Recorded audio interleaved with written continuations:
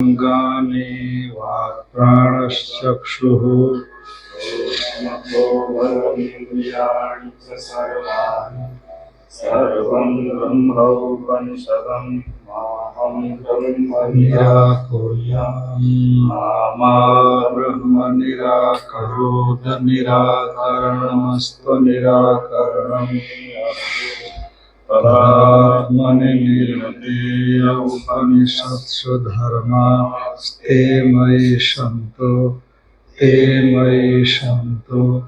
ॐ शान्ति शान्ति। शङ्करं शङ्कराचार्यं सूत्रभाष्यकृतौ वन्दे भगवन्तौ पुनः पुनः। गुरुरात्मेति मूर्तिभेदविभागिने व्योमवद्व्याप्तदेहाय दक्षिणामूर्तये नमः। ॐ शान्ति शान्ति शान्तिः।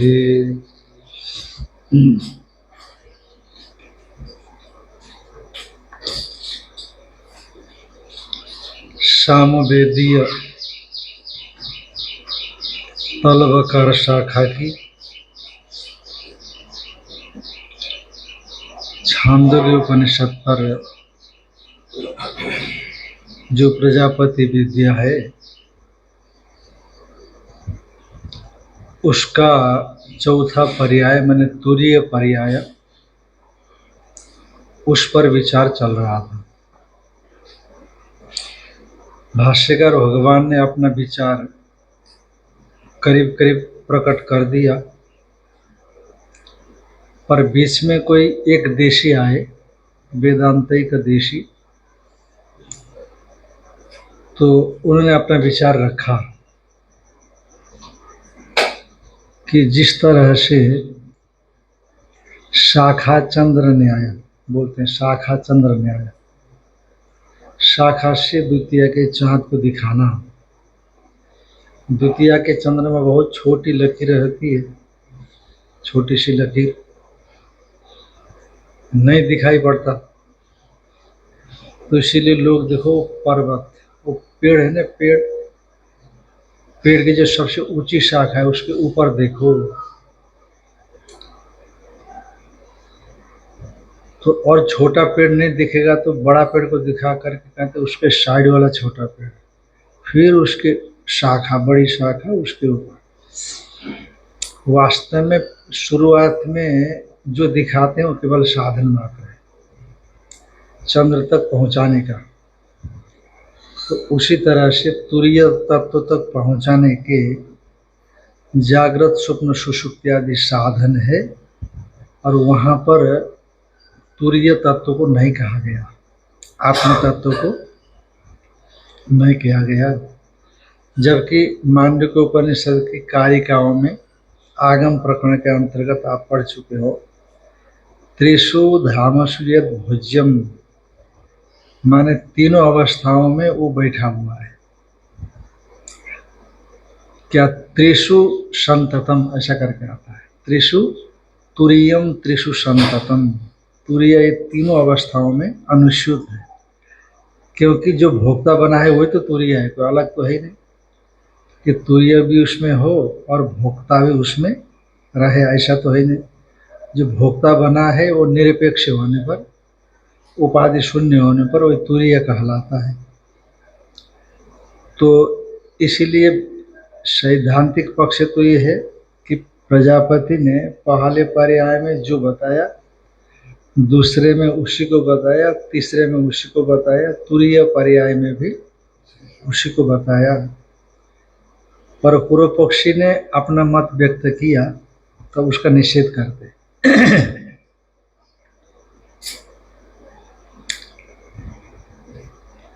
कि ये 671 पृष्ठ की दूसरी पंक्ति तक हो गया था विचार।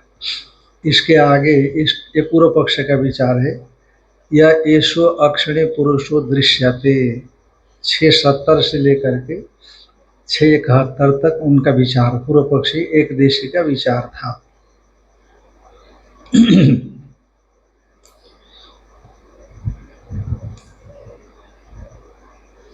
तो सत्यम, तो सिद्धांति पूछते हैं कि ये व्याख्यान शब्द के अनुसार है कि अर्थ के अनुसार व्याख्यान किया आपने? यदि शब्दानुसार व्याख्यान कर रहे हैं तो ठीक है, कोई खास बात नहीं है, पर अर्थ के अनुसार व्याख्यान तो नहीं हो सकता। तो शब्दानुसार व्याख्यान के लिए सत्य कह दिया। यदि ऐसा है तो फिर आपने जो पहले व्याख्यान किया तो गलत हो गया? कहा नहीं, गलत नहीं हुआ, शब्दानुसारी व्याख्यान ठीक है, पर अर्थानुसारी व्याख्यान ये ठीक नहीं है। फिर अर्थ क्या है? सत्यम रमणीय तावत इयम व्याख्या श्रोतुम, सुनने में तो बड़ी अच्छी लग रही है व्याख्या, कर्णप्रिय है। क्या लग रहा है? कर्णप्रिय लग रहा है, कान को सुनने में अच्छा लग रहा है ये व्याख्यान, ठीक है। न तो अर्थो अस्य ग्रंथस्य एवं संभवती, पर प्रजापति विद्या के अंतर 4 प्रकार के जो पर्याय आए, खैर चौथे पर्याय को तो आपने भी आत्मा ही माना है, तीसरे पर्याय को आत्मा नहीं माना, तो इसीलिए ये जो आपने अर्थ किया, ये अर्थ ग्रंथ का तो नहीं हो सकता, आपकी बौद्धिक उपज है ये, आपने अपने बुद्धि से कल्पना किया। और ग्रंथानुसारी अर्थानुसारी, ग्रंथानुसारी अर्थानुसारी व्याख्यान ये नहीं है। कहते क्यों नहीं है? कथम, कैसे? इतने मुश्किल से प्रतिपादन किया, कितना दिमाग दौड़ाया, युक्तियां लगाई, आप एकदम उसका निषेध कर रहे हो। कोई तर्क तो देना चाहिए ना, क्यों निषेध कर रहे हो आप? का अक्षिणी पुरुषो दृश्यते इति उपन्यास्य शिष्याभ्याम छायात्मने गृहीते तद विपरीत ग्रहणं मत्वा तब तद अपनयाय उदशरावोपन्यासः किं पश्यथ इति च प्रश्न साधु अलंकारोपदेशस्य अनर्थकः स्यात् यदि छायात्मा एवं प्रजापति न अक्षिणे दृश्यते इति उपदिष्ट स्यात्। ये यहाँ पर ये जो आया साधु अलंकारोपदेशस्य अनर्थकः स्यात्, इसके आगे अर्धविराम है कि पूर्ण विराम है? हाँ, अर्धविराम है ना? हाँ, आपके अर्धविराम है? अच्छा, हमारे यहाँ पूर्ण विराम दिया है। हाँ हाँ, अर्धविराम ठीक लगता है यहाँ पर।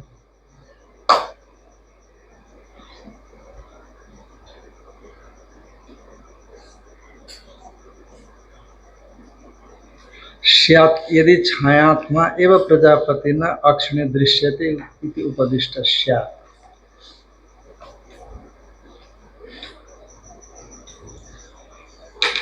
कहा कि हाँ, तो ये ग्रंथ का अर्थ ये संभव नहीं है।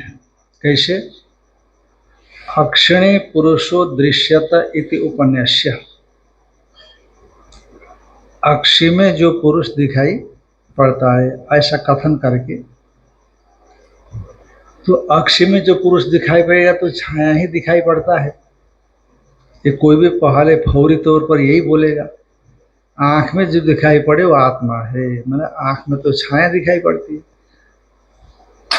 या तो आंखें दिखाई पड़ेगी, पर आंख में कहेंगे तो छाया दिखाई पड़ेगी आंख में, और तो कुछ नहीं। या कचड़ा पट्टी दिखाई पड़ सकता है, निश्चित तौर पर जो कचड़ा पट्टी होगा वो तो आत्मा नहीं होगा, तो छाया होनी चाहिए। अक्षिणे पुरुषो दृश्यत इति उपन्यास्य शिष्याभ्याम छायात्मने गृहीते, तो शिष्यों ने क्या ग्रहण कर लिया? छायात्मा ग्रहण कर लिया। जैसे ये खड़ा है वैसे वो भी, वैसे छाया दिखती है आँख में, ऐसा ग्रहण होने पर फिर प्रजापति ने सोचा कि गलत समझ गए, मैं तो कुछ अलग ही कह रहा हूँ और ये गलत समझ रहे हैं, क्योंकि छायात्मा तो आत्मा नहीं हो सकता। तो इसलिए तयो तद विपरीत ग्रहणम मत्वा, इंद्र विरोचन दोनों ने आत्म तत्व के विपरीत छायात्मा को ग्रहण कर लिया, ऐसा प्रजापति ने माना, समझा।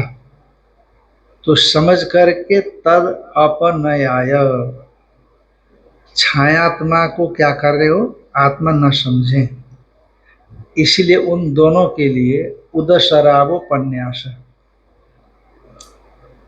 फिर दोबारा भेजा कि नहीं। पहले पहले कहाँ भेजा, हाँ, कौन है ऐसा कहा, तो उन्होंने छाया कह दिया, फिर कहा इन्होंने नहीं समझा, फिर साधु अलंकार बसन इत्यादि पहन करके जाओ उदोसरा में अपना देखो, ये कहा ना दूसरी बार। तो तद अपने आया, यदि वह छायात्मा ही प्रजापति को कहना इष्ट था, तो प्रजापति को अभिप्रेत आत्मतत्व तो उन दोनों ने जान लिया। फिर उस छायात्मा को हटाने के लिए प्रजापति ने उदर शराब का उपन्यास क्यों किया। उदर शराब का उपन्यास कर माने जलपूर्ण शकोरा, उदर शराब का मतलब है जल से भरा हुआ शकोरा, उसमें जाकर के देखो, जो समझ में ना आवे किम पश्यथा, देखो क्या देखते हो, जो समझ में ना आए वो मुझे प्रवृत्ता में, तो पहले वाले में कहा, इसमें नहीं कहा। और किम पश्यथा, देखो जा करके, देखा, किम पश्यथा, क्या देख रहे हो, तो वही बताया जैसे पहले बताया, फर्क करके कुछ भी नहीं बता पाए। तो इसका मतलब है कि इन लोगों ने गलत समझा, ये प्रजापति ने समझ लिया। तो तयो तद विपरीतम ग्रहण मत्वा तद अपनयाय उदशरावोपन्यास, उदशराव का उपन्यास किया, कथन किया। किम पश्यथ इति च प्रश्न, क्या देखते हो ये प्रश्न। और साधु अलंकारोपदेशस्य अनर्थकस्य, साधु अलंकार का उपदेश, सुवसना साधु अलंकार इत्यादि जो उपदेश है ये व्यर्थ होता है। क्यों, क्योंकि ये पहले जैसे छायात्मा को ग्रहण कर लिए थे, तो वो छायात्मा को हटाने के लिए तो ये उपदेश किया ना, पूछा क्या देखते हो, वो तो पहले छायात्मा को देख रहे थे, छायात्मा उपदिष्ट होता तो क्या देखते हो बोलने की जरूरत ही नहीं थी, फिर भेजने की आवश्यकता ही नहीं थी ना, वो तो समझ गया आत्मा को। यदि छायात्मा ही बताना विपरीत होता तो वो तो समझ गया छायात्मा को, तो उपदेश अनर्थक होता। यदि छायात्मा एवं प्रजापति न अक्षय दृश्यते तो उपदिष्टा, ठीक है वो छायात्मा आत्मा नहीं है, पर यदि वहां पर छायात्मा को ही धीरे धीरे बुद्धि का वैशद्य के लिए छायात्मा को ही कहना अभिप्रेत है प्रजापति को, तो छायात्मा एवं प्रजापति न अक्षिणी दृश्यते इति उपदिष्ट स्यात्, इति उपदिष्ट है, तो वो तो जान ही गए ना वो लोग, तो फिर बाद में पुनः उसी को लिए उनको भेजना उचित न होता, ये आयास करना वृथा होता। मतलब कहा किसी, फिर वही पूछता है, पूर्व पक्ष पूछता है, यहाँ तो नहीं दिया है कि यदि आत्मत्व की प्रतिपत्ति के लिए, तो भाई हम तो पहले ये कह चुके हैं कि वहाँ तो छायात्मा ही बताया गया है। अब जैसे क्या करते हैं भाई, आप बच्चों को ये कहते हो कि भाई तुम ये एक कड़वी दवा पियोगे तो लड्डू देंगे, तो कड़वी दवा पीने का फल लड्डू तो नहीं होता, कड़वी दवा पीने का फल क्या होगा, रोग की निवृत्ति होगी, पर कड़वी दवा देने पर हम लड्डू देंगे।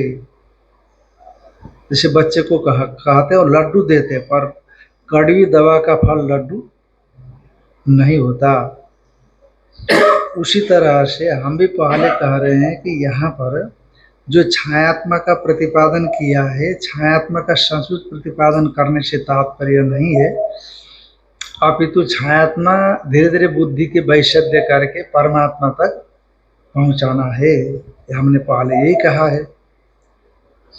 तो कहा कि आत्मत्व की प्रतिपत्ति में जैसे जैसे शाखा चंद्र न्याय से चंद्रत्व की प्रतिपत्ति में शाखा चंद्र न्याय लगाते हैं कि नहीं? वो देखो शाखा, वो दूसरी शाखा, तीसरी शाखा, ऐसा करके चंद्रमा तक पहुंचाते हैं। तो उसी तरह से शाखा वृक्ष शाखा के समान आत्मत्व की प्रतिपत्ति में जागृत स्वप्न सुषुप्ति आदि माध्यम है, इसीलिए उनको हटाए बिना विवक्षित आत्मत्व का प्रतिपादन संभव नहीं है।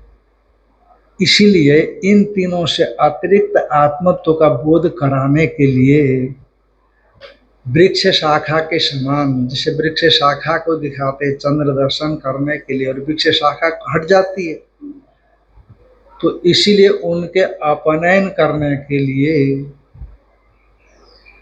ये प्रयास किया प्रजापति ने। किम पश्यथ, और साधु सुबसन अलंकार इत्यादि प्रयास किया। जैसे प्रयास करते हैं, भाई वो वृक्ष देखो, उससे आगे का छोटा वृक्ष देखो, उसकी बड़ी शाखा देखो, फिर चंद्रमा, उद्देश्य तो चंद्रमा है, पर ये प्रयास तो वृथा ही है ना। पर वृथा होकर के भी प्रयास चंद्र दर्शन में सार्थक है, उसी तरह से ये प्रयास सार्थक है। तो इसलिए उनके अपहरण करने के लिए जो प्रयास किया अर्थवान है। तो इसीलिए अपनयन, तो उसके अपनयन के बिना, उसको हटाए बिना, जो छायात्मा को हटाए बिना वहां तक नहीं पहुंचा सकते, इसीलिए ये प्रयास सार्थक है। तो काफी जागृत और स्वप्न और सुषुप्ति का जो पुरुष है, जागृत को तो आपने हटा दिया ना, आपने यही कहा ना अभी, जागृत को आत्मत्व की प्रतिपत्ति के लिए शाखा चंद्र न्याय के समान आत्मत्व की प्रतिपत्ति के लिए जागृत जो बताया गया छायात्मा, उसको अपनयन कर रहे हैं। तो फिर इसी तरह से स्वप्न और सुषुप्ति पुरुष को भी क्या करना चाहिए? अपनयन करना चाहिए। पर अपनयन करते हुए तो दिखाई नहीं पड़ता आगे। और वहां पर भी प्रजापति ने अक्षि में दृष्ट पुरुष को हटाने के लिए साधु सुवसन अलंकृत ये कहा है। ये आप कैसे कह सकते हो? क्योंकि पुरुष को तो उनके मत में तो हटा ही नहीं है कि नहीं? केवल छायात्मा को ही हटाना है उनको, पुरुष को तो हटाना प्रजापति को है ही नहीं। जो उन्होंने समझा छायात्मा, उसको हटाना, न कि अक्षि में साक्षी रूप से दृष्ट पुरुष को हटाना, ऐसे तो है ही नहीं। तो इसीलिए जैसे आप कहते हो कि जागृत में दृष्ट छायात्मा जहाँ कथन किया गया है वो आत्मा नहीं है, और अतएव उस छायात्मा को हटाने के लिए, ताकि आत्मत्व के प्रतिपादन किया जा सके, उसके अपनयन के लिए कहा गया है। तो स्वप्न और सुषुप्ति पुरुष को का भी अपनयन देखा जाना चाहिए आत्मत्व की प्रतिपत्ति के लिए, इतना होना चाहिए। पर स्वप्न पुरुष और सुषुप्ति पुरुष को हटाने के लिए कोई यत्न तो है ही नहीं। तो इसीलिए जागृत में भी वो जो आप कह रहे हो कि छायात्मा का प्रतिपादन है, उसको हटाने के लिए सुवसन इत्यादि है, ये आप नहीं कर सकते हो। हाँ, छाया को हटाने के लिए है, हम भी मानते हैं, इतना अर्थ में, पर वहाँ छाया ही प्रतिपाद्य है, ये स्वाक्षण पुरुष दृश्यते, ये बात नहीं हो सकती। यदि ये कह दिया तयो तद्गुणमत्वा तद अपनयाय उदशराव उपन्यास, उदशराव का उपन्यास, किम पश्यते च प्रश्न, क्या देखते हो? ये प्रश्न साधु अलंकारोपदेश से अनर्थक स्यात् यदि छायात्मा एवं प्रजापति न अक्षिणी दृश्यते उपदिष्ट स्यात्। ये भी स्यात् भी है क्या? नहीं, इसके आगे स्यात् है कि नहीं? नहीं है ना। हाँ, तो वहां भी आप अध्यार कर सकते हो स्यात्। यदि छायात्मा एवं प्रजापति न यदि छायात्मा को ही प्रजापति ने, छायात्मा ही प्रजापति के द्वारा अक्षि में दृश्यते इस प्रकार से उपदिष्ट होता, पर छायात्मा तो प्रजापति उपदिष्ट नहीं कर रहे हैं ना। किंच, और दूसरी बात यह है कि यदि स्वयं उपदिष्ट ग्रहणस्यापि अपनयनम कारणम वक्तव्यम स्यात्, अपनयनम तरी कारणम वक्तव्यम, तरी शब्द का अध्यार करना है, आप ऐसा कह रहे हैं। किंच, और भी कि आद्य पर्याय में छायात्मा कहा गया, एक देशी ने यही कहा, और हम आद्य पर्याय में छायात्मा कहा ये नहीं मान रहे, तो इंद्र मान रहे हैं, विरोचन मान रहे हैं ना, प्रजापति मान रहे हैं क्या? ऐसा हमारा मत है कि प्रजापति मानते तो उनको फिर दोबारा उदयसरा में न भेजते। हमारे पूर्व पक्षत्व ने, इंद्र ने छायात्मा को माना और विरोचन ने देहा को माना, तो वही आप भी मान रहे हो, वही आप भी मान रहे हो, पर प्रजापति तो ऐसा नहीं मान रहे हैं, है ना। इसीलिए प्रथम पर्याय में प्रजापति ये नहीं मानते हैं कि छायात्मा का कथन किया गया है, पर छायात्मा शिष्य ने स्वीकार किया, उसको हटाने के लिए सुवसन इत्यादि करना पड़ा उनको। पर यदि पहले पर्याय में ही शिष्य छायात्मा का कथन है ये न मानते, तो प्रजापति ने तो पहले पर्याय में अक्षिस्त दृष्टा पुरुष को कहा ही था, तो आगे सुवसन इत्यादि कहते नहीं हो, क्योंकि पहले पर्याय में तो शिष्य समझ गए, नहीं समझे इसीलिए आगे बोलना पड़ा।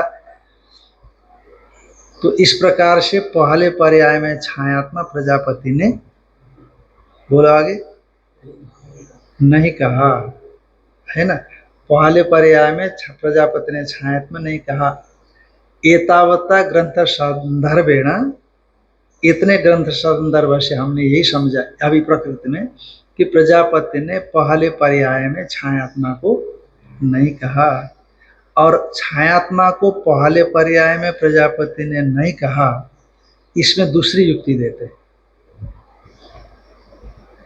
किंच यदि स्वयं उपदिष्ट ग्रहणस्यापि अपनयनम तर्हि कारणम वक्तव्यम स्यात्, या कारणम तर्हि वक्तव्यम स्यात्।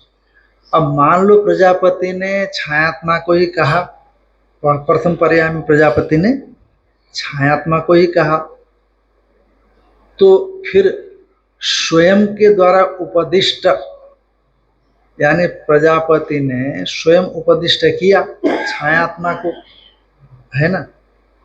तो उपदेश किया और इंद्र ने उसी को, इन लोगों ने उसी को ग्रहण किया, तो स्वयं उपदिष्ट ग्रहण इंद्रादियों के द्वारा उसका अपनयनम, जो अपनयन माने हटाना, उसका कारण बताया जाना चाहिए था। छायात्मा ने किसका उपदेश दिया? प्रजापति ने किसका उपदेश दिया? आपके मत के अनुसार छायात्मा को उपदेश दिया, तो इंद्र ने छायात्मा को ग्रहण किया, है कि नहीं। तो अब आप कहते हो कि छायात्मा को हटाया जा रहा है, तो उसके अपनयन करने के लिए हटाते हुए फिर तो प्रजापति को कारण बताना चाहिए था ना, पर कारण तो कुछ बताया नहीं।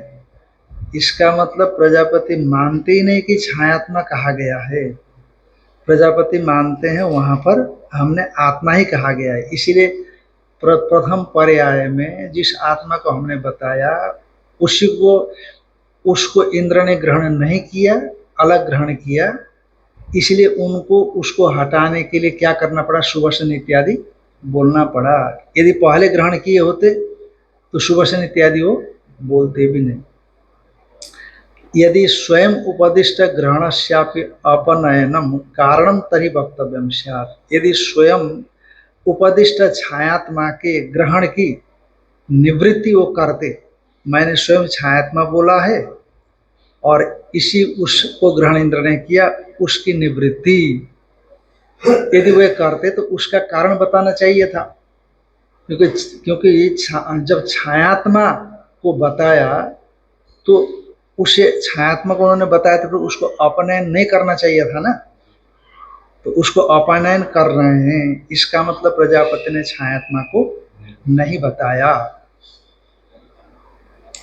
और स्वप्न सुषुप्तात्मा ग्रहणयोरपि, स्वप्न सुषुप्त आत्मा ग्रहणयोरपि तद अपनयन अपनय कारण च स्वयं ब्रूयात्।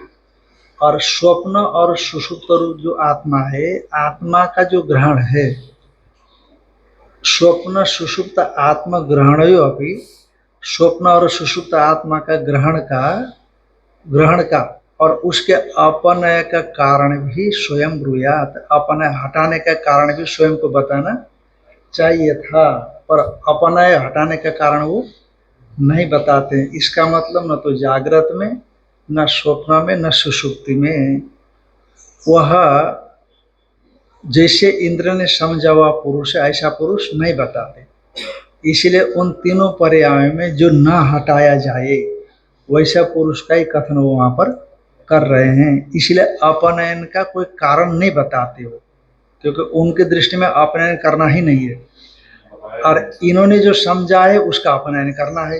वो तो प्रजापति का कथन नहीं हुआ ना। इन्होंने जो समझा उसका तो अपनयन करना है, पर प्रजापति ने जो कहा यदि उसका अपनयन करना होता तो अपनयन का कारण बताना चाहिए था, और ऐसे तो प्रजापति ने कुछ कहा नहीं। इसका आशय है कि प्रजापति जागृत स्वप्न सुषुप्ति में जिसे हटाया जाए उसके विषय में कहते ही नहीं है। जो न हटाया जाए तीनों जगहों पर वही आत्म तत्व है, ऐसा प्रजापति मानते हैं। तो स्वयं ब्रूयात् न च उक्तम तेन, पर उन्होंने तो ऐसा नहीं कहा, तेन मन्यामहे, इसलिए हम लोग मानते हैं।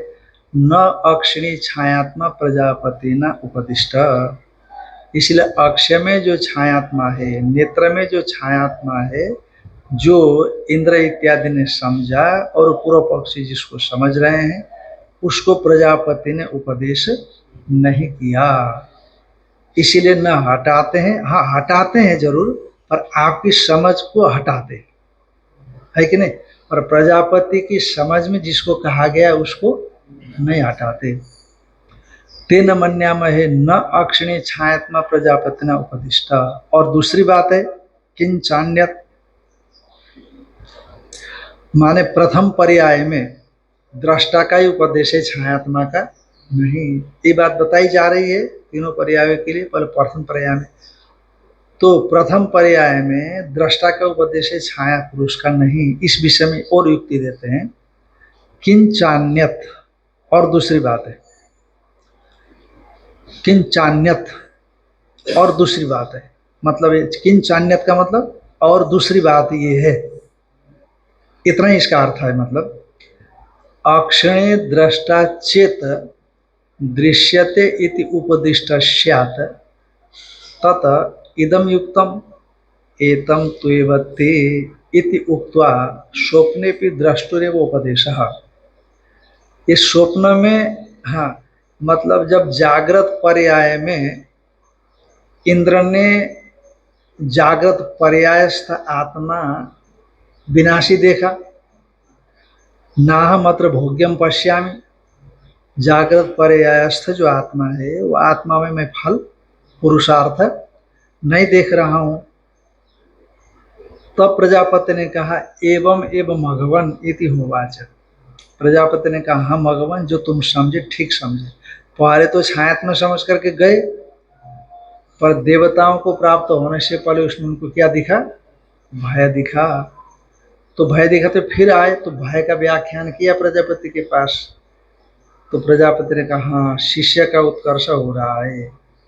पहले तो शांत हृदय है, वो चले गए थे ना, हाँ ठीक है, पर रास्ते में उनको भय दिखा छाया पुरुष में, ये नष्ट होता है तो वो भी नष्ट हो जाता है।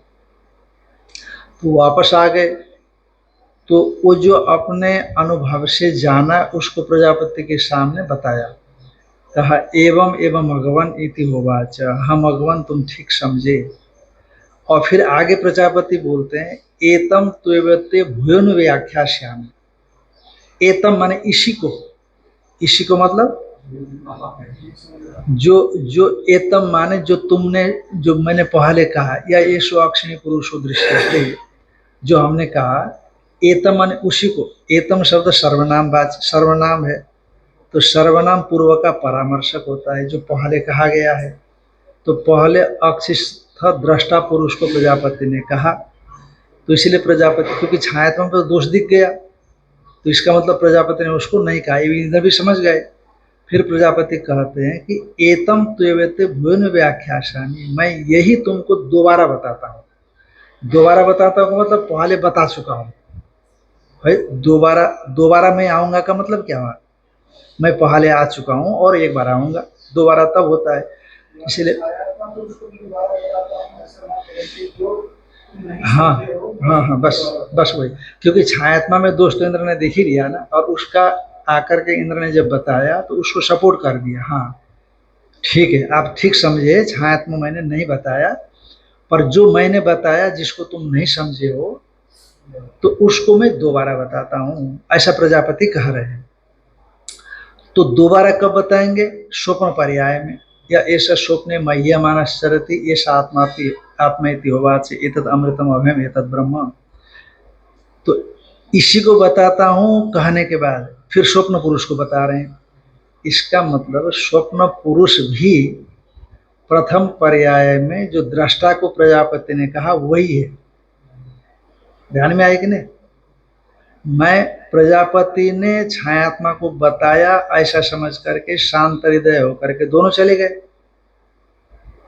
और विरोचन को दोष नहीं दिखा, इंद्र को दोष दिखा, तो आकर के दोष बताया, छायात्मा तो विनाशी है। प्रजापति ने अनुमोदन किया कि हाँ बिल्कुल ठीक समझे कि छायात्मा को मैंने नहीं बताया, मैं विनाशी आत्मा क्यों बताऊंगा भाई, पर मैंने जिस आत्मा को बताया तुम नहीं समझे। अतएव एतम माने जो तुम पहले सुन करके गए थे उसी आत्मा को मैं दोबारा बताता हूं। ऐसा कहने के बाद फिर स्वप्न पुरुष का वर्णन किया, या ऐसा स्वप्ने मह्यमानस चलती। इसका तात्पर्य है कि जागृत पर्याय में प्रजापति ने जिस आत्मा को बताया उसी को स्वप्न पर्याय में बता रहे हैं।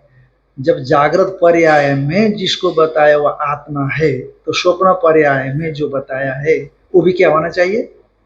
आप इन संदर्भ से ये निकलता है स्वप्न पर्याय में।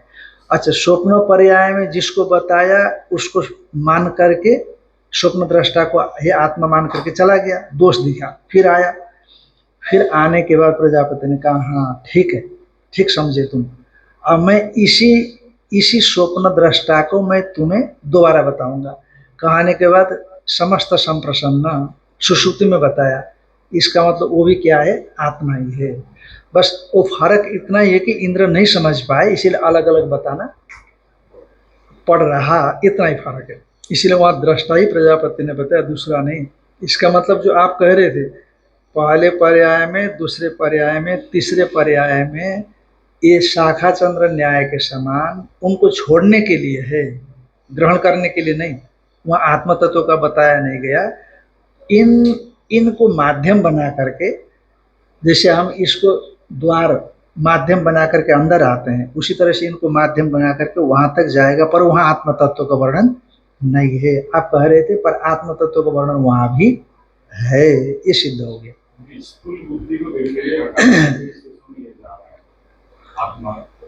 पूर्व पक्षी का यही कहना है, पर सिद्धांति का कहना है कि पहले पर्याय में ही आत्मा को बताया गया, दूसरे में भी बताया, तीसरे में बताया, पर हमारी बुद्धि में दोष होने की वजह से हम नहीं समझे, तो ब्रह्मचर्य का पालन किया, इतने दिन तपस्या की। अब जैसे जैसे तपस्या करके दोष निवृत्त होता गया तो चीजें समझते गए। अब जब उसी पहले पर्याय में, दूसरे में, तीसरे में बताए हुए आत्म तत्व को चौथे में जाकर के जब बताया, तब दोष के क्षय होने से समझ में आया। पर समझ में वही आया है जो पहले पर्याय में ही बताया गया है, उससे भिन्न नहीं। किंचान्यत, और भी अक्षिणी दृष्टा चेत, अक्षी में जो दृष्टा है, अक्षी उपलक्षी जो दृष्टा है, हाँ, वह दृश्यते इति उपदिष्ट, दृश्यते इसकी तरह उपदिष्ट है। अक्षी में जो दृष्टा है, अक्षी उपलक्षी दृष्टा, साक्षी यदि उपदिष्ट है, यदि ऐसा माना जाए तो ही तथा इदम युक्तम, ये कहना युक्ति संगत होगा। कहते क्या, एतम तुयवते इति उक्त्वा स्वप्ने भी द्रष्टरूप उपदेश, इसी को मैं तुम्हें दोबारा बताऊंगा, ऐसा कहा करके स्वप्न में भी उसी दृष्टा का उपदेश किया जाना उचित होता। तो इसलिए यही मान लेना चाहिए कि अच्छिष्ट पुरुष दृष्टा है, छायात्मा नहीं है। तो इसलिए शाखाचंद्र न्याय यहाँ पर उपयुक्त नहीं होगा, कहने का मतलब। स्वप्ने न दृष्टि उपदेशो दृष्टा उपदिष्ट इति चेत, भाई स्वप्न में दृष्टा का उपदेश नहीं किया गया है।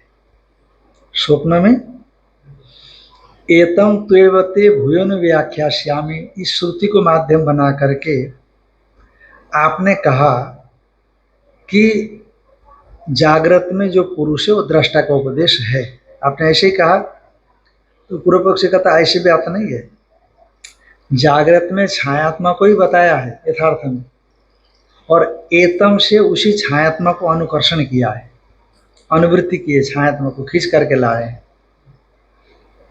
और सुषुप्ति में भी वैसे किया गया है। इसीलिए तीनों साधन कोटि में है, साध्य कोटि में नहीं है। इसीलिए शाखा दर्शन न्याय, चंद्र दर्शन न्याय यहाँ लागू होता है। भाई पूर्व पक्षी तो अपने पर अड़ेगा ना। स्वप्ने न दृष्टा उपदिष्ट इति चेत, स्वप्न में दृष्टा का उपदेश नहीं किया गया है। तो क्यों का, देखो स्वप्न का जो दृष्टा होता है ना, जागृत में आने के बाद वो नहीं रहता, अथवा सुषुप्ति में उसका पता नहीं होता। तो इसीलिए यथार्थ में दृष्टा कहाँ रहा, चेतन। इसीलिए स्वप्न दृष्टा कोई आत्मा नहीं है, कोई अनात्मा चीज है जो साधना के लिए बताया गया है कि तुरीय को हम जान सकें। इसीलिए जागृत में जो छायात्मा बताया था, जिसे हमने कहा था, उसी को एतम त्वेवते इत्यादि के द्वारा अनुकर्षण किया गया है। स्वप्न में आत्म तत्व को नहीं बताया गया। ये पूर्व पक्षी अपना एतम का अर्थ कर रहे हैं। स्वप्ने न दृष्टा उपदिष्ट इति चेत, ऐसा मानो तो स्वप्न में दृष्टा का उपदेश नहीं किया, माने एतम त्वेवते, ये प्रकृत आकर्षण के बल से स्वप्न में भी छाया पुरुष का ही कहा कथन किया गया है, ऐसा मानो। न, ऐसी बात नहीं है, क्योंकि आपी रोदितीव अप्रिय वेत्ता इव इति उपदेशात्, आपी रोदितीव ऐसा स्वप्ने मह्यमानस चरति ऐसा आत्मा इति होवाच। तो वहां दोष दिखा के नहीं, इंद्र को जान तो रहा है, स्वप्न में जान तो रहा है कि मेरा बेटा मर गया, इसीलिए अप्रिय वेत्ता होता है कि नहीं स्वप्न में, माने पुत्र मरण अप्रियता है, उसको जानता है स्वप्न में, और उसी तरह से रोता भी है। सचमुच उसको उस समय तो लगता है कि मैं सचमुच रो ही रहा हूँ, सचमुच अप्रिय पुत्र मरण को जान रहा हूँ, ऐसे मानता है स्वप्न काल में। स्वप्न काल में तो ऐसे मानता है ना, पर जागृत में आने के बाद वो स्वप्न दर्शन मिथ्या होता है, स्वप्न के पदार्थ मिथ्या हो जाते हैं। इसीलिए हम कह देते हैं कि रोदिति इव, मानो रोता है, अप्रिय वेत्ता इव, मानो अप्रिय वेत्ता होता है, पर स्वप्न में जानता तो है ना, स्वप्न में जानता तो है। तो रोदित इव अप्रिय वेत्ता इव ऐसा जो कहा गया है, इसका मतलब छाया का अनुकर्षण, छाया थोड़ी जानता है, स्वप्न में तो सचमुच जानता है वो। जगने के बाद हम उसको क्या बता देते कि पदार्थ मिथ्या होने से रोदिति इव, मानो रोता है, मानो अप्रिय वेत्ता के समान होता है, ऐसा कहते हैं। पर स्वप्न में जानता है, तभी तो जगने के बाद आकर के बोलता है कि आज ऐसा स्वप्न देखा मैंने। तो इसका मतलब है कि छायात्मा तो ऐसा नहीं बोल सकता, छायात्मा तो ऐसा जान नहीं सकता है। इसीलिए जागृत में छायात्मा को नहीं कहा गया, जागृत में दृष्टा को ही कहा गया है और उपाधि से विशिष्ट होता है स्वप्न में दृष्टा, तो इसीलिए वो जाननापन उसका निवृत्त नहीं होता, तो इसीलिए स्वप्न में छायात्मा का अनुकर्षण नहीं कर सकते। स्वप्ने न दृष्टा उपदिष्ट इति चेत, माने स्वप्न में दृष्टा का उपदेश नहीं किया गया है, वहां भी छायात्मा अनुकर्षण होता है, ऐसा कहो तो कहते न अपि रोदिति इव अप्रियवेत इति उपदेशात, ऐसा उपदेश दिया गया है, चेतन का उपदेश दिखता है, इसीलिए वहां पर छायात्मा का कथन नहीं किया गया है। छायात्मा में ये चीज नहीं हो सकती। न च द्रष्टु अन्य कश्चित स्वप्ने मह्यमानश्चरति, और स्वप्न में महिमा से संपन्न स्त्रीभिर्वा यानिर्वा इत्यादि इत्यादि आए ना, स्वप्न में महिमा से संपन्न होकर के, ये स्वप्न तो देख ही सकता है ना, तो न च स्वप्ने न च द्रष्टु अन्य कश्चित स्वप्ने मह्यमानश्चरति, दृष्टा से भिन्न कोई भी स्वप्न में महिमा संपन्न होकर के विचरण करता हुआ नहीं हो सकता, माने छायात्मा ऐसा नहीं हो सकता। एक बात। दूसरी बात, और श्रुत्यंतर में बताया अत्रायम पुरुष स्वयं ज्योति न्यायतः श्रुत्यंतर सिद्धत्वात्, अत्र माने स्वप्न काल में जब स्वप्न देख रहा हो, अयम पुरुष स्वयं ज्योति, यह पुरुष स्वयं ज्योति है, स्वप्न काल में यह पुरुष स्वयं ज्योति है, तो स्वप्न काल में इस चेतन को जो जागृत में व्यवहार करने वाला था, जो स्वप्न में चला गया, उसको स्वयं ज्योति ऐसा कहा गया है।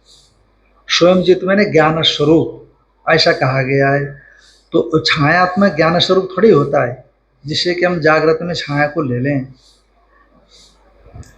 अत्रायम पुरुष स्वयं ज्योति न्यायतः श्रुत्यंतरे सिद्धत्वात्, माने बृहदारण्यक श्रुति में इस प्रकार से सिद्ध किया गया है कि ये पुरुष स्वयं ज्योति है। कहा स्वप्न में बुद्धि को ही ज्योति शब्द से ले लो, स्वप्न में बुद्धि को ही क्या मानना, ज्योति शब्द से मान लेना, तो इसलिए वहां पर आप ये नहीं कह सकते हो कि कोई ज्योति नहीं है, आत्मा ही ज्योति है, तो बुद्धि भी ज्योति शब्द से, सब काम तो बुद्धि करते हैं, आत्मा को तो पता भी नहीं होता, देखना सुनना सूंघना चखना सब अंतःकरण मिल करके काम करता है। कहा जो बुद्धि है, जिसको बुद्धि शब्द से आप बुद्धि को ज्योति शब्द से कहना चाहते हो, वो तो विषय रूप से उसका उपक्षय होता है। स्वप्न में विषय रूप से उसका उपक्षय होता है। विषय रूप से उपक्षय होने का मतलब वो विषय कोटि में बुद्धि गई है, बुद्धि जानने वाले कोटि में नहीं है, बुद्धि प्रकाशक की कोटि में नहीं है, बुद्धि प्रकाश्य कोटि में है। कैसे?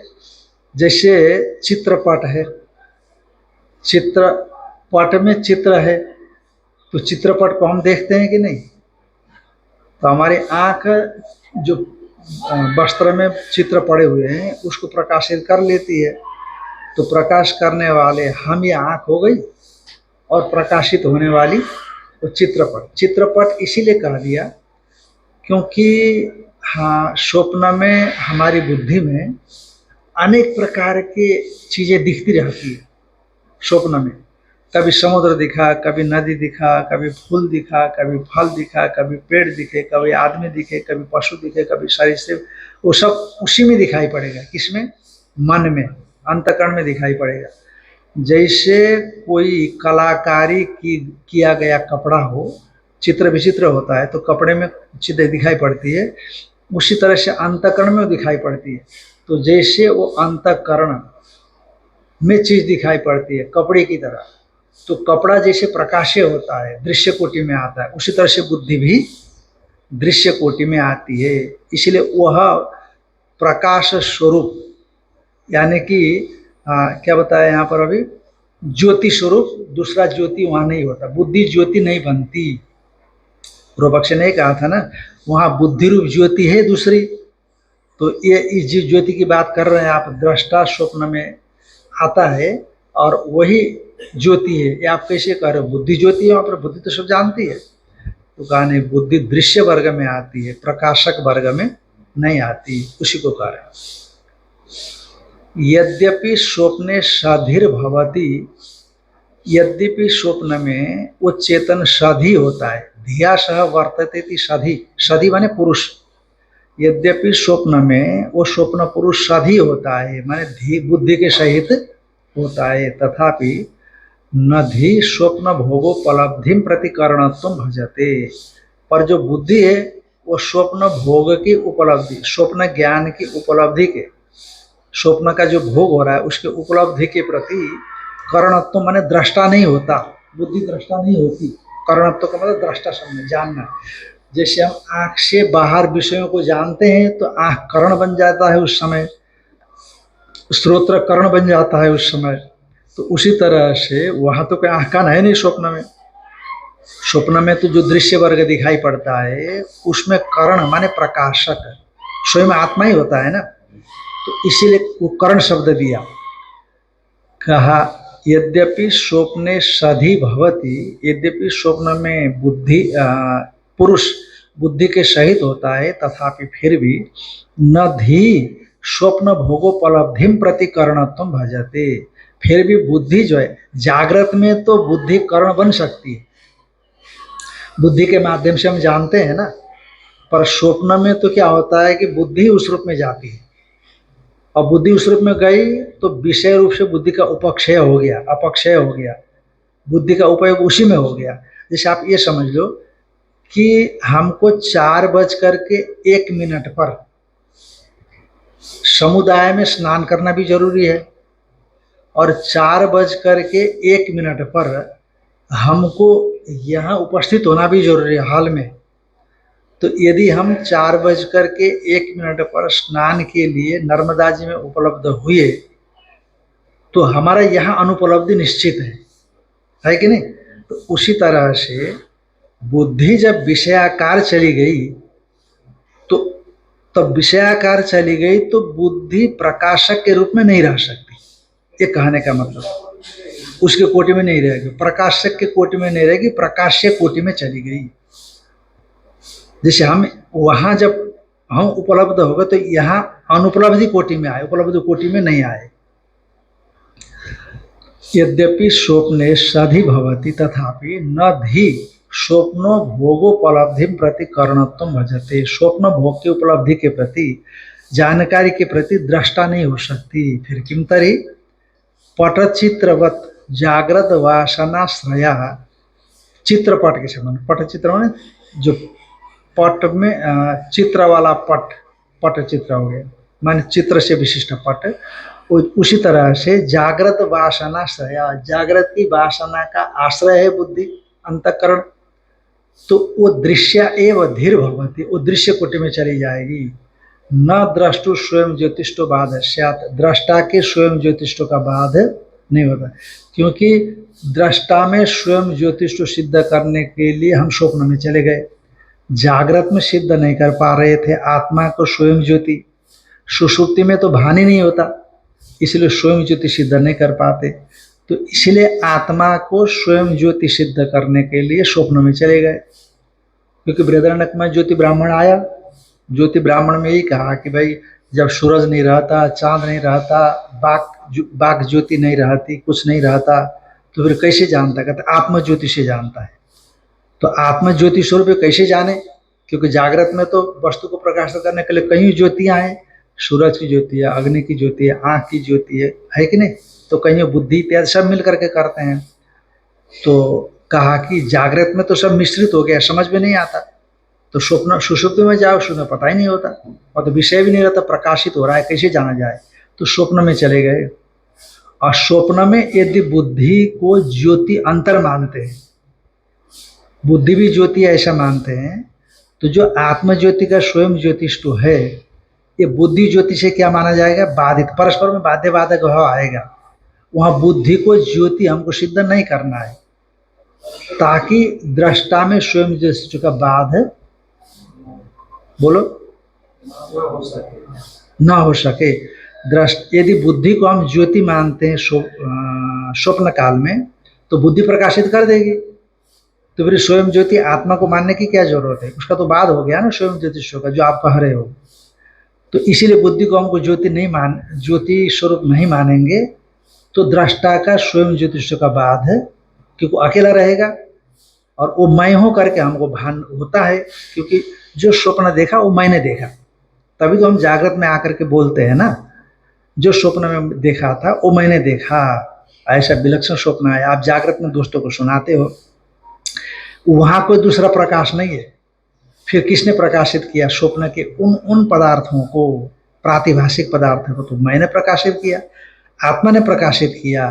तो आत्मा मेरे से भिन्न था, यदि मेरे से भिन्न था तो मुझे पता ही नहीं लगना चाहिए था। जैसे आपका स्वप्न होता तो मुझे पता नहीं लगता, फिर मैं जागृत में कैसे बता सकता हूँ दूसरे को? इसका मतलब ये हुआ कि जागृत स्वप्न में जो वस्तु का प्रकाशन करने वाला है वो स्वयं प्रकाश है, वो आत्मा है, और उससे मेरा भेद नहीं है। इसीलिए मैं जागृत में आकर के दूसरों को स्वप्न के विषय में सुनाता हूँ। यदि यदि बुद्धि वहाँ दूसरी ज्योति बनी रही तो ये बुद्धि सब काम कर देगी, तो बुद्धि से उसका बाद, इससे इसका बाद, तो बाधे बाधक बनेगा कि नहीं बनेगा? इसीलिए कहा नहीं, बुद्धि विषय रूप से क्षय को प्राप्त कर गई, उपक्षय हो गए, माने विषय कोटि में चली गई। इसका अर्थ है समझना, बुद्धि विषय के रूप में उपक्षय हो गए, माने नष्ट हो गई, ऐसा नहीं समझना। बस वो बुद्धि तद्रूप हो गई, तो बुद्धि उस रूप में गई। और जैसे विषय का प्रकाशन करने के लिए प्रकाश की जरूरत है, उसी तरह से वो विषय का प्रकाश करने के लिए आत्म प्रकाश की या दूसरे प्रकाश की जरूरत है। वो जो प्रकाश है वो आत्म प्रकाश है। क्यों? क्योंकि वो प्रकाश करने वाला जो प्रकाश है उसको मैं कह करके मैं संबोधन करता हूँ, मैंने ऐसा देखा। वो मैं ही तो आत्मा होता है ना, स्वयंता, निजता, यही तो आत्मा है ना। ये कोई कह रहे हैं, इस बात का संकेतक है ये शब्द कि दृश्य, हाँ, पटचित्रवत जागृत वासनाश्रया दृश्या एवं धीर भवती। दृश्य होती है ना तो दृष्टा नहीं बनी, करण, जो यहाँ करण शब्द दिया है, करण नहीं बनी बुद्धि। यदि बुद्धि करण बनती तो दृष्टा के स्वयं ज्योतिष्ठों का क्या होता? बाध होता, पर नहीं बनी, इसीलिए न द्रष्टु स्वयं ज्योतिष्ठो बाधस्यात्। इसीलिए दृष्टा के स्वयं ज्योतिष्ठों का बाध नहीं होगा, क्योंकि अकेला दृष्टा वही रहा, दूसरा होता तो बाध्य बाधक होता ना।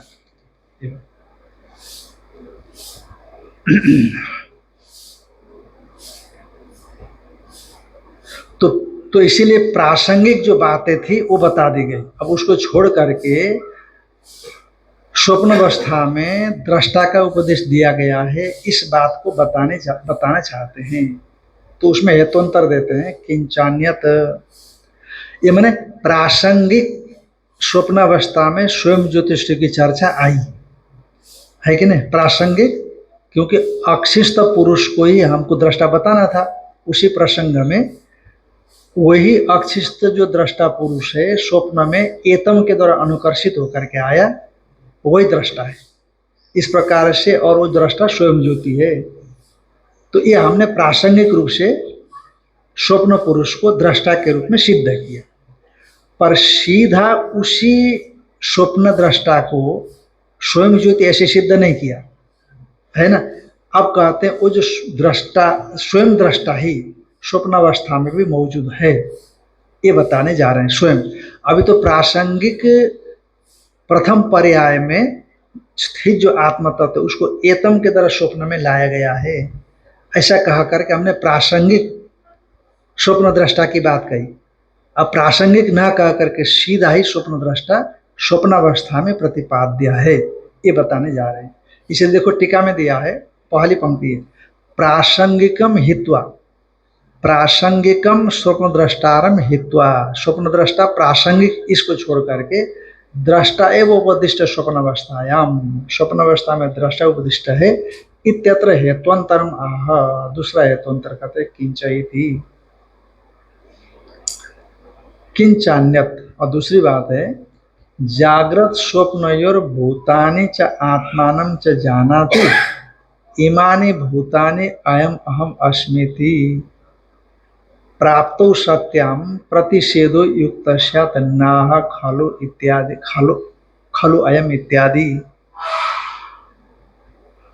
अच्छा, जागृत में स्वप्न में जागृत में ये सब भूतों को हम जानते हैं, मैं अपने को भी जानता हूँ और सभी भूतों को भी जानता हूँ, और स्वप्न अवस्था में भी मैं अपने को भी जानता हूँ और सभी भूतों को जानता हूँ, है ना।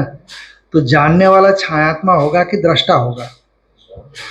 छायात्मा तो जानेगा नहीं, दृष्टा होगा। इसका मतलब जागृत और स्वप्न में छायात्मा, जागृत और स्वप्न में जानने वाला दृष्टा प्राप्त हुआ, उपलब्ध हुआ, है कि नहीं? तो ये ठीक है, जानने वाला होना चाहिए। अब बेहोश होने का क्या मतलब है?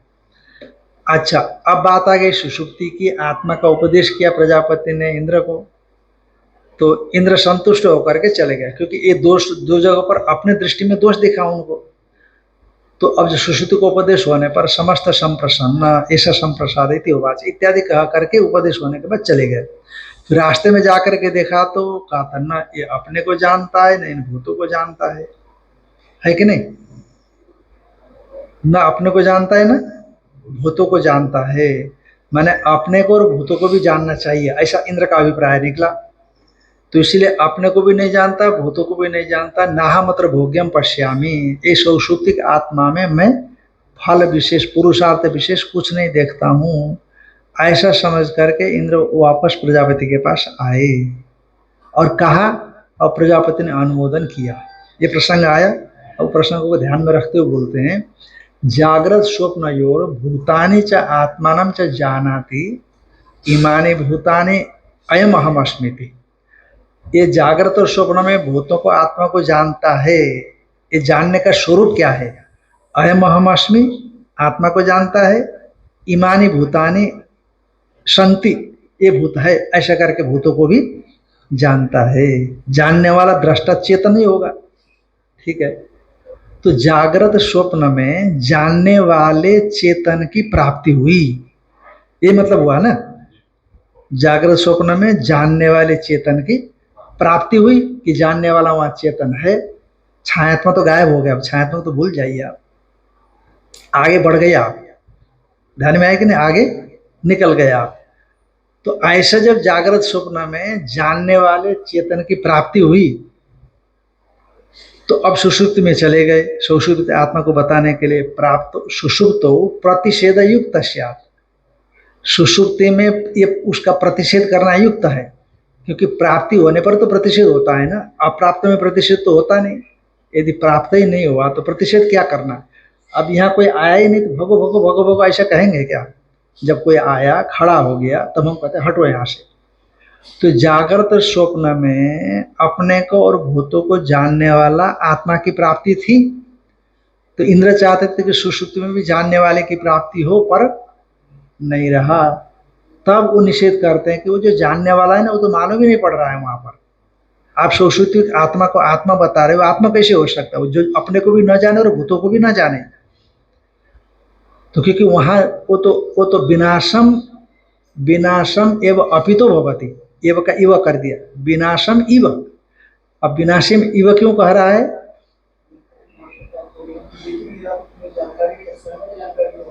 विनाशम एव को विनाशम इव क्यों कहा?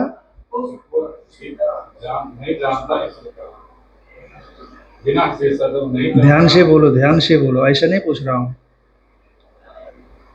एव को इव क्यों किया उन्होंने? भाष्यकार भगवान ने एव को इव क्यों कहा?